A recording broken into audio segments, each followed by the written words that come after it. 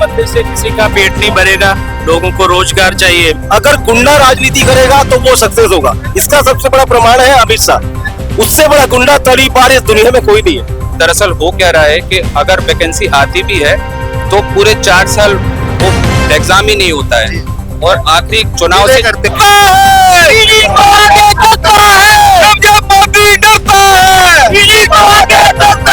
ED की दुरुपयोग करके ईडी की जो कानून है ईडी का, उसका नाजायज फायदा लेकर के हमारे जो अरविंद केजरीवाल जी जिनको पूरी दुनिया जानती है, जो शिक्षा के बारे में सबसे आगे है और मेडिकल के सबसे आगे है और लोगों को बिजली फ्री पानी फ्री पूरे पंजाब में दिल्ली में जिन्होंने दे रखा है, उनको कुचलने के लिए दबाने के लिए जो मोदी सरकार का वो जुनूनी हरकत कर रही है।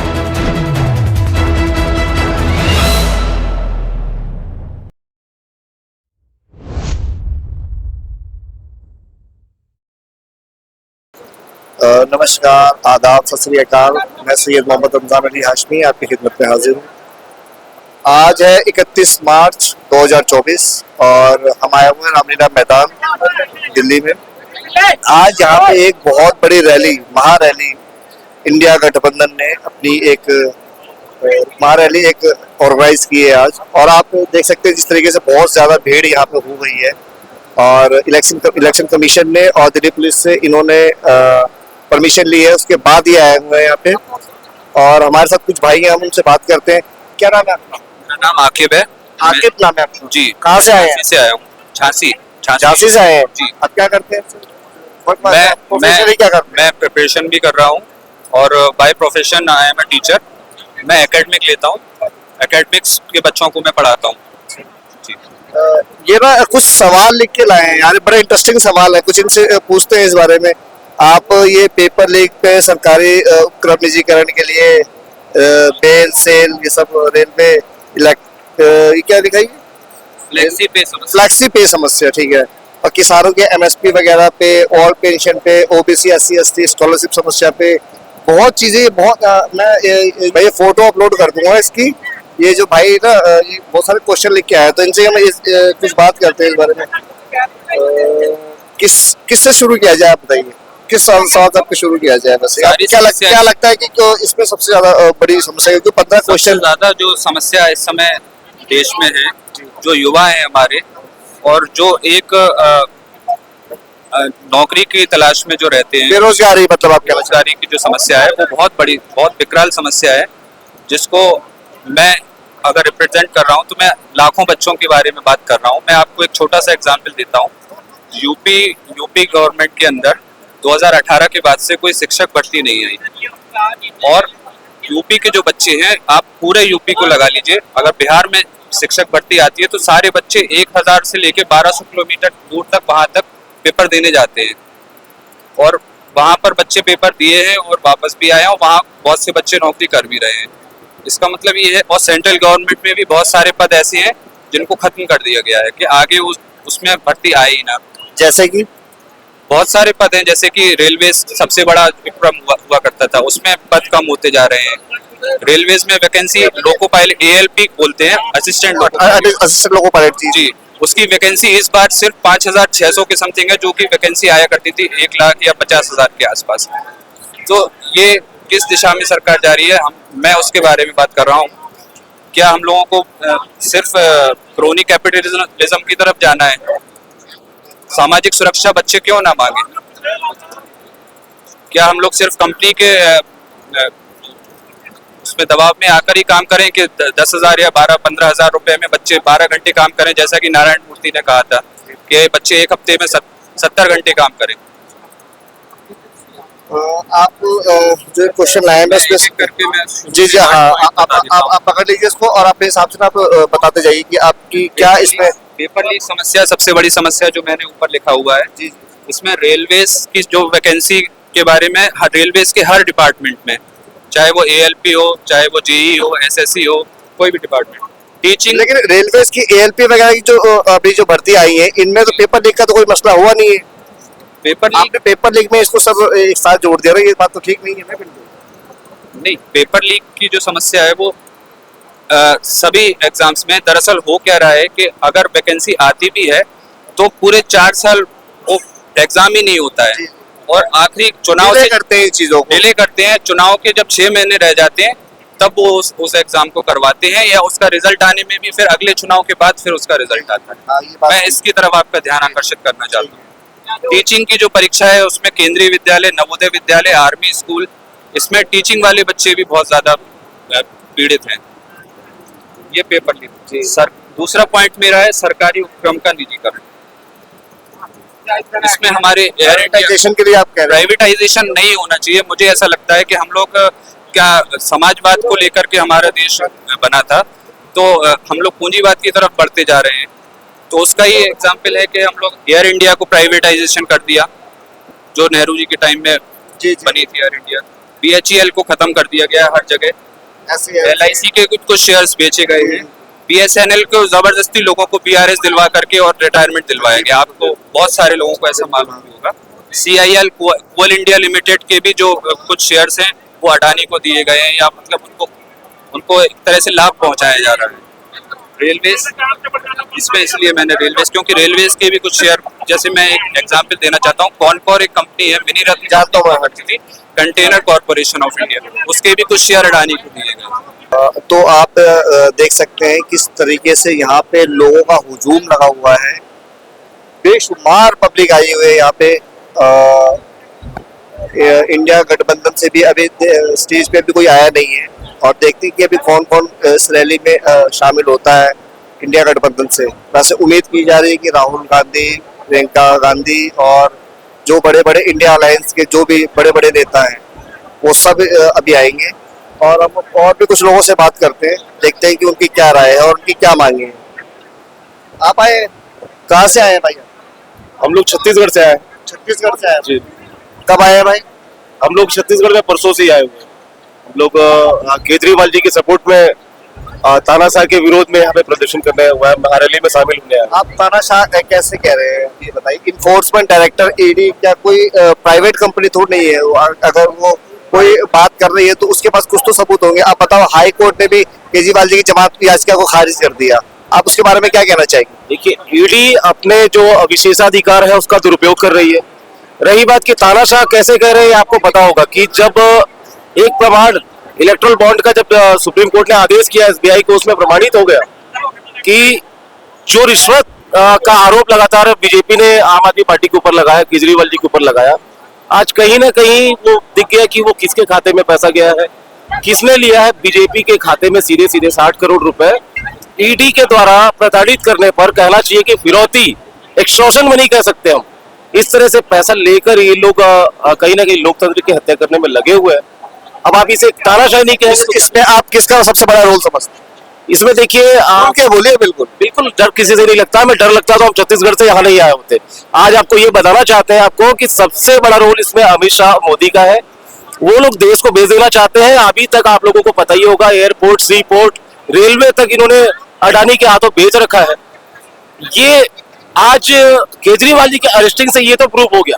रही बात कि आपने जो तानाशाह की बात कही, मैं आपको बताना चाहूंगा, इस बात को नोट करिए आप कि देश में अब सिर्फ गुंडे राज कर सकते हैं। देश में ईमानदार व्यक्ति राजनीति में नहीं आ सकता।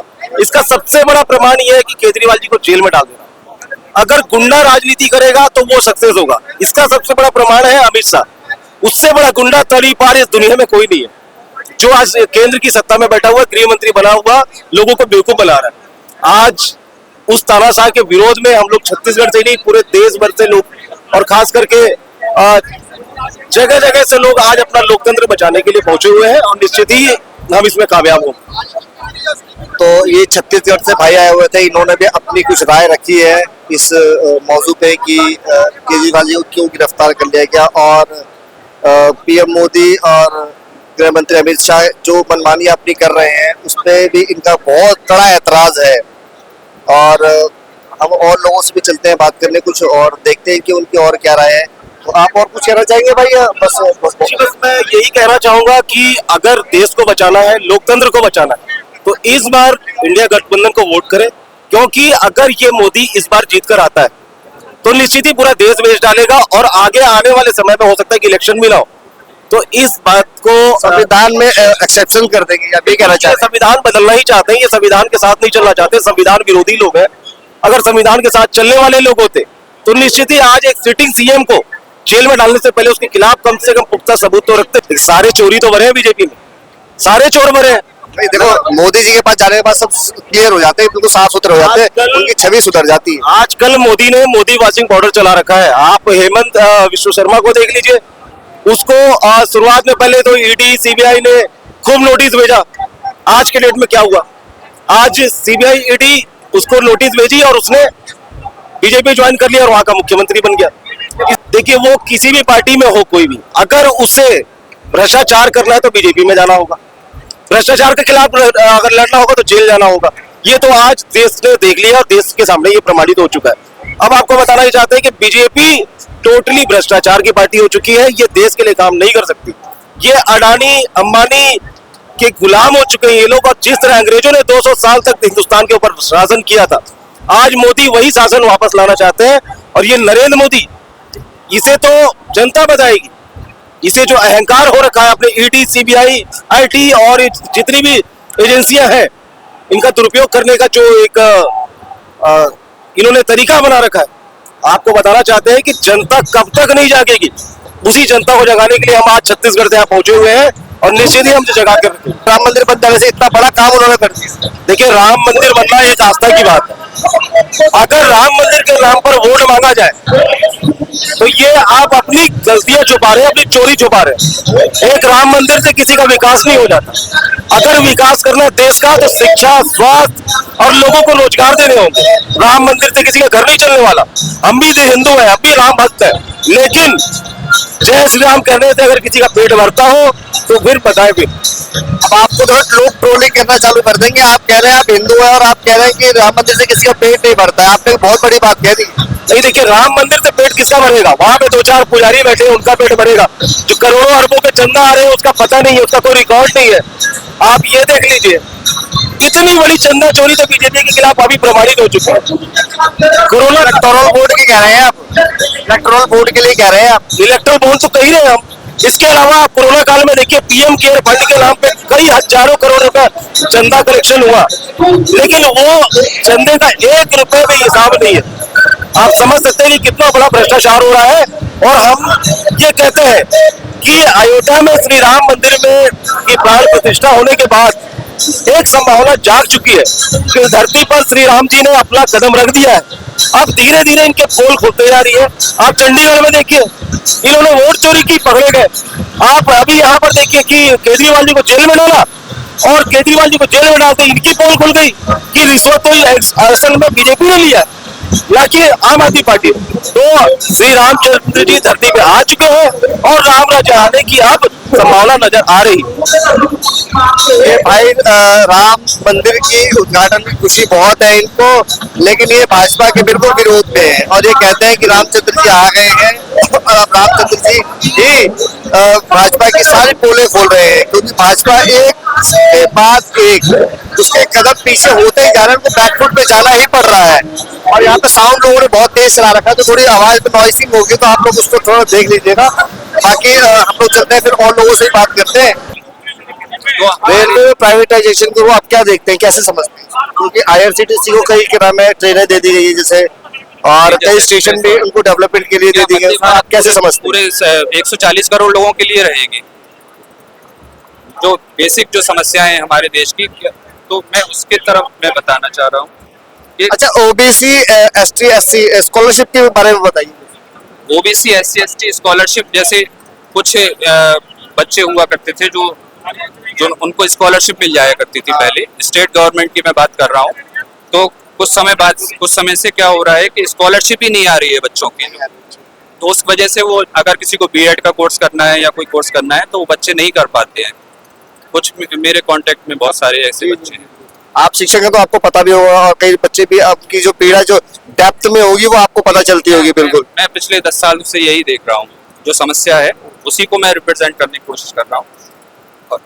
ये जो मैं रेलवेज की फ्लेक्सी पे के बारे में भी ध्यान आकर्षित करना चाह रहा हूँ कि डायनेमिक फेयर अप्लाई हो जाता है हर गाड़ी पे लगभग। जब लास्ट में कुछ सीटें बचती हैं तो उसके रेट और हाई बहुत बढ़ जाते हैं। जी बिल्कुल तो ये समस्या जो जिनके पास एक लिमिटेड आमदनी होती है और जो कहीं काम से जाना चाह रहा है, तो ये फ्लेक्सी पे का नहीं होना चाहिए जो सरकार ने किया है इस समय।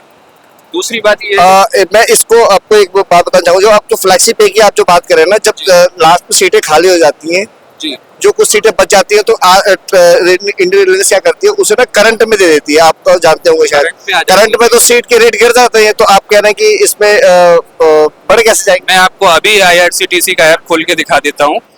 कल ही मैंने एक सीट देखी है, उसमें अगर आपको आपने गाड़ी प्रीमियम उसमें सेलेक्ट कर दी होगी, शायद ऐसा हो सकता है, क्योंकि मैं भी रेलवे में टिकट बनाता हूँ।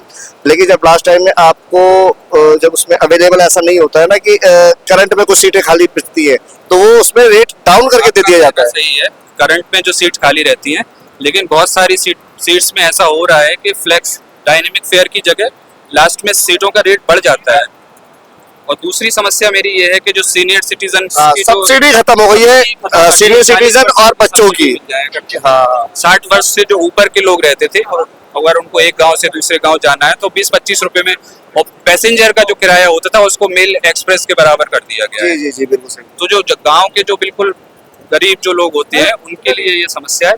सब्सिडी कोरोना के बाद से ये खत्म कर दी गई है, 2020 के बाद से। जी बिल्कुल सही कह रहे हैं। MSP के बारे में आप क्या कहते MSP हैं? के बारे में तो स्वामीनाथन आयोग के बारे में आप बता रहे हैं। MSP के बारे में तो सबको मालूम ही है कि उनकी क्या मांग है। उन्होंने सिर्फ यही बोला है कि हमको हमारी फसल के वाजिब दाम चाहिए। अगर हम लोग बड़े बड़े उद्योगपतियों के 16 लाख करोड़ माफ कर सकते हैं, तो क्या हम लोग इन किसानों की समस्याओं पर ध्यान नहीं दे सकते हैं?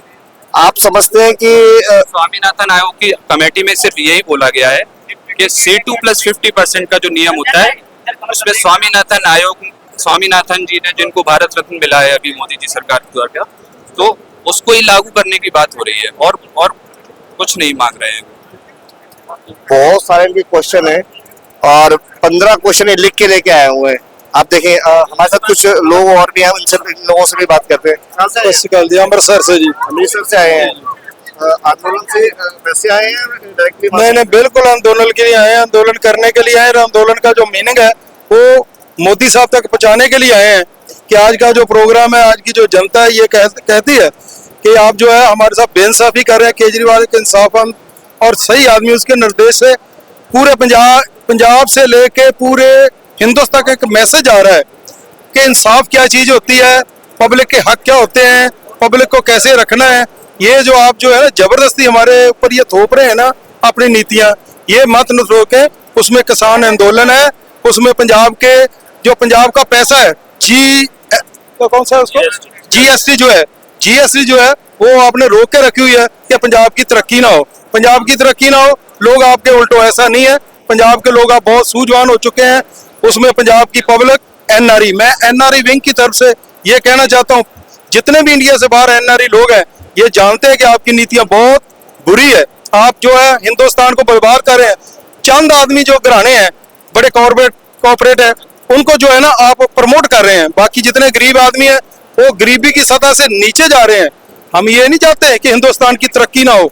हम चाहते हैं, हम NRI भी, इंडिया के लोग भी चाहते हैं कि हिंदुस्तान की तरक्की हो, लोगों को अच्छा उत्साह मिले, लोगों को बाहर भी इज्जत मिले। लेकिन इंडिया के लोग अगर दब गए, इंडिया के लोगों को, किसानों को, मजदूरों को किसी का हक नहीं मिला, तो फिर क्या फायदा है? आप बड़ी बड़ी बातें कर रहे हैं, ऐसा हो जाएगा, वैसा हो जाएगा, मैं ये आऊंगा। एक एक लीडर को आप खाली ईडी का जो है ना धमकी दे के उनको फंसा रहे हैं। मेहरबानी करो, ये ऐसा इंसाफ ना करो कि लोग बिल्कुल ही पूरे हिंदुस्तान को लोग जो रोडों पे आ जाएं। अभी तो ये एक रैली है, ये रैली आपको एक सिर्फ चेतावनी है। आप कहना चाह रहे हैं कि तानाशाही चल रही है? बिल्कुल 100% है। ये मेरे साथ मेरे पूरे दोस्त सज्जन जितने हैं, ये एडवोकेट साहब हैं, ये भी जानते हैं सब कुछ। ये को मैं तो चलो ऐसा हूँ, ये तो पढ़े लिखे इंसान है, हमसे भी ज्यादा ला जानते हैं। ये भी आपको समझा सकते हैं कि आज का जो आने का हमारा मकसद है, हम पूर्वी अमृतसर से हमारी जो लीडर जीवनजोत कौर जी है, MLA साहब है, उनकी रहनुमाई में हम आए हैं। और ये हम ये बताने आए हैं पंजाब से कि हम लोग जो है इसके उल्ट है। केजरीवाल साहब को जल्दी से जल्दी बाहर निकालो ताकि ये हंगामे बड़े ना हो जाएं, न तो पूरी इंडिया के ऊपर, रोडों के ऊपर लोग आ जाएंगे और ये आपको ये बता देंगे कि तानाशाही। आप इससे खुश नहीं है कि जो चीजें हो रही है वो होने दीजिए, लेकिन यहाँ पे मंदिर भी तो उन्होंने बना दिया है। कौन सा जो मंदिर बनाए? मंदिर से किसी का पेट नहीं भरेगा, लोगों को रोजगार चाहिए। मंदिर से मंदिर खुशी की बनाना बात है। ठीक बात है, हिंदू समुदाय में इसका बहुत उत्साह है, लेकिन इसके साथ साथ हमारे बच्चों को रोजगार भी चाहिए। पढ़ाई अकेला चाहिए। अकेला मंदिरों से काम नहीं चलेगा। आप देखेंगे कई एंकर्स ऐसे हैं जो कहते हैं कि अगर मंदिर जाएंगे तो उन्हें और चीजों की जरूरत नहीं पड़ेगी। यहाँ ये हमारे अमृतसर से कुछ भाई आए हुए हैं, ये कह रहे हैं कि इन्हें रोजगार की भी सख्त जरूरत है। और आप अपना कोई सवाल रखिए फिर। हाँ, मैं मंदिर से ले रहा हूँ। आप मंदिर के बारे में बताइए, मंदिर बन के आपको उत्साह नहीं है? आप और चीजें दरगुजर नहीं कर सकते हैं क्या? मंदिर की घंटियों से उतना फायदा नहीं होगा जितना स्कूल की घंटियों से फायदा होगा। क्या मंदिर की एजुकेशन बहुत ज्यादा जरूरी होता है इंसान की जिंदगी है, मंदिर भी जरूरी है, और इससे सेहत सुविधाएं और एजुकेशन हब्स भी बहुत जरूरी है, जिससे हमारे आने वाली पीढ़ियां, हमारा फ्यूचर डिसाइड होगा, वो ज्यादा जरूरी है। तो ये अमृतसर से कुछ भाई आए हुए थे, किसान आंदोलन से जुड़े हुए हैं ये लोग, और इन्होंने अपनी बातें रखी। कितना दर्द है इस वक्त में किसान आंदोलन को लेकर किसानों के बीच में। इसको सेंट्रल गवर्नमेंट बिल्कुल सुनने को राजी नहीं है। और हम चलते हैं आगे, और भी कुछ लोगों से बात करते हैं। आप और कुछ कहना चाहते हैं सर? तो थैंक यू जी। बस ठीक है जी, हम कुछ और लोगों से ही बात करते हैं आगे चल के, फिर देखते हैं कि कैसा और मामला रहता है। बीजेपी आईटी सेल और गोदी मीडिया के बारे में आप क्या कहना? छोटे छोटे बच्चों को मैं पढ़ाता हूँ। लोगों के घरों में जो टीवी पर जो कंटेंट आता है, मैं किसी एक पक्ष में या दूसरे पक्ष में नहीं बोल रहा हूँ, लेकिन बच्चों के दिमाग में गलत चीजें बैठ गई हैं एक दूसरे के खिलाफ। तो समाज में जो जहर फैल गया है, बीजेपी आईटी सेल हो या गोदी मीडिया हो या कोई भी और माध्यम हो, तो हम लोगों को सबको मिल करके साथ में आगे बढ़ के चलना होगा, तभी हमारा देश आगे बढ़ेगा। इस तरह की चीजों से तो हमारा देश और पीछे चला जाएगा। तो क्या इसी वजह से हम लोग आजाद हुए थे, इतनी सारी कुर्बानियां दी थी? ये मेरा कंसर्न है। भाई बहुत चीजें लेके आए हुए हैं। कहाँ से आए हैं आप? साउथ दिल्ली छतरपुर विधानसभा से। छतरपुर से आए हैं आप? वहाँ पे कैसे अपना आना हुआ सर? जब कोई तानाशाही करता है तो हम इसी रामलीला मैदान से उसको जवाब देते हैं। जैसे कि मोदी जी अभी तानाशाही कर रहे हैं, ईडी सीबीआई का दुरुपयोग कर रहे हैं, तो इसलिए हम चाहते हैं कि ये तानाशाही ना चले। अगर कार्रवाई करनी है तो सभी पे बराबर करे। जैसे कि अजीत पवार हो, हेमंत शेबुतो अधिकारी हो गया, हेमंत बिश्व शर्मा होगा, जो जितने लोग भ्रष्टाचारी है वो सारे इसमें आ जाते हैं पार्टी में, और वॉशिंग मशीन में होकर धुल के निकल जाते हैं। और सभी के ऊपर कार्रवाई करे। मैं ये नहीं कहता कि एक के ऊपर करो, अगर किसी ने किया है तो उसको अंदर डालो। और अरविंद केजरीवाल पे 1 रुपए का सबूत नहीं है, इन्होंने शराब घोटाला किया है, तो उसको कैसे जेल में डाल सकते हैं? तो सत्येंद्र जैन और मनीष सिसोदिया भी तो काफी दिन से पड़े हैं, उनको बेल क्यों नहीं मिल पा रही अगर वो बिल्कुल ही क्या नाम है ठीक है तो?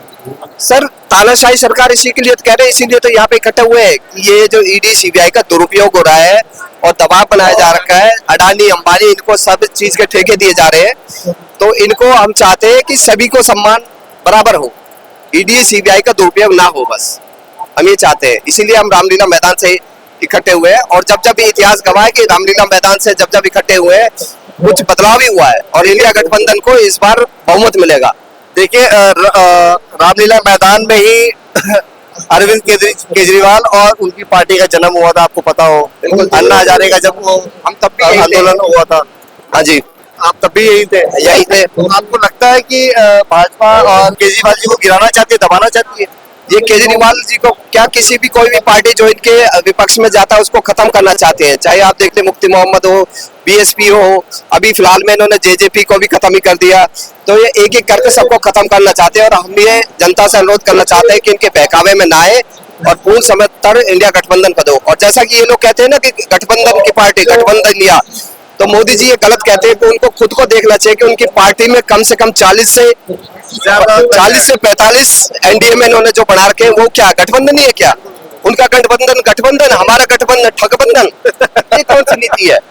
तो ये तो जब मोदी डरता है तो ईडी सीबीआई को आगे करता है। तो ये देख रहे हैं भाई, बहुत ज्यादा ऐसी बातें अग्रेसिव होकर कर रहे हैं। और मैं हर बार रामलीला मैदान में आता हूँ, जब भी रामलीला मैदान बढ़ता है तो मैं रामलीला मैदान में हर बार आता हूँ, चाहे वो 2012 का हो या किसान आंदोलन का हो या किसी भी चीज में मुद्दा हो। किसान आंदोलन के बारे में कुछ बताइए आप कि क्या कैसे देखते हैं आप किसान आंदोलन? किसान, नौजवान सभी आज रोड पर है। तो मैं ये चाहता हूँ कि सबको एमएसपी दिया जाए और ये जो काले कानून है इनको वापस लिया जाए। और ये काले कानून तो वापस चले गए, वो जो वापस नहीं हुआ, कोई वापस नहीं हुआ। ये इन्होंने पीछे के रास्ते से अडानी अंबानी को दे रखे हैं इनका कानून। इनका ये इनके सब बड़े बड़े वो बना रखे हैं, वेयर हाउस बना रखे हैं। अब इन्होंने कहा 370 हट गई, 370 नहीं हटी, उसका एक आर्टिकल हटाया है इन्होंने। और जो जमीन खरीद सकते वो, और वो भी हम लोग जमीन नहीं खरीद पा रहे वहाँ पे।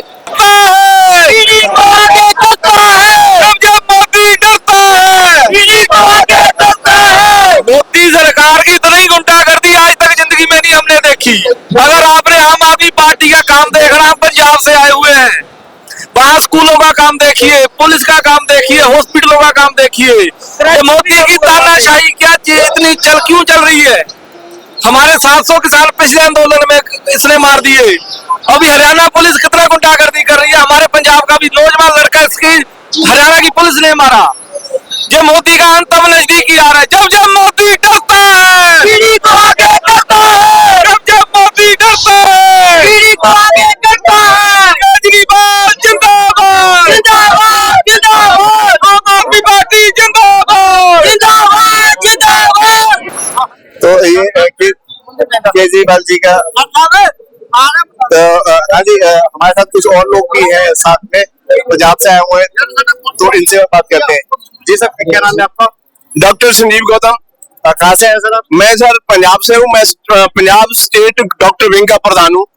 ठीक है, तो आपकी क्या मांग है सर? आपको कि यहाँ क्यों आए हो? हमारी सर मांग यही है कि जो हमारा देश है, हमारा देश लोकतंत्र है, हमारा देश रिपब्लिक है। यहाँ राष्ट्रपति भी है, प्रधानमंत्री भी है, मुख्यमंत्री भी है।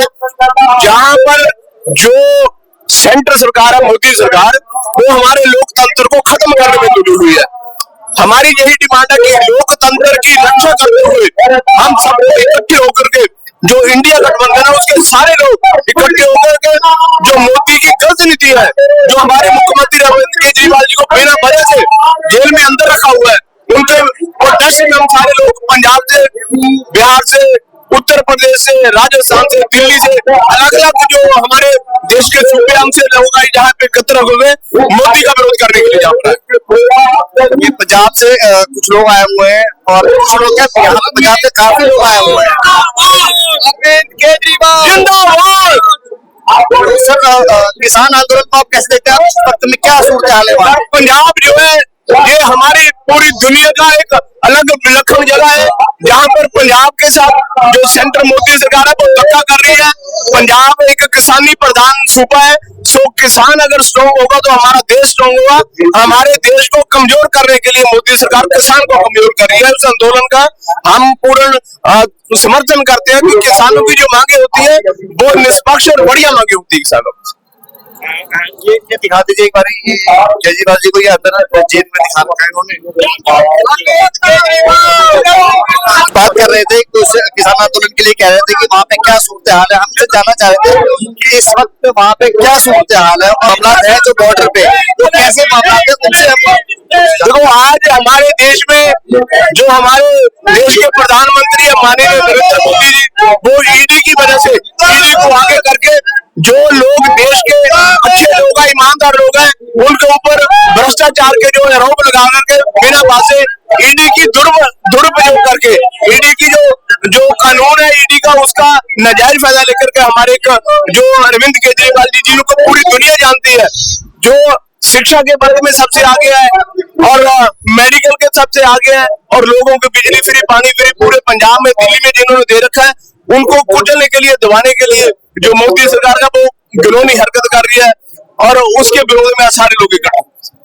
तो आपने देखा है किस प्रकार से डॉक्टर साहब ने अपनी बात रखी है कि कैसे तानाशाही जो सेंट्रल गवर्नमेंट कर रही है वो उसके विरोध में आए हुए हैं, पंजाब से आए हुए हैं। आप एक बार चारों तरफ दिखा दीजिए कि कितनी ज्यादा भीड़ है यहाँ पे, बहुत ज्यादा यहाँ पे लोग आए हुए हैं।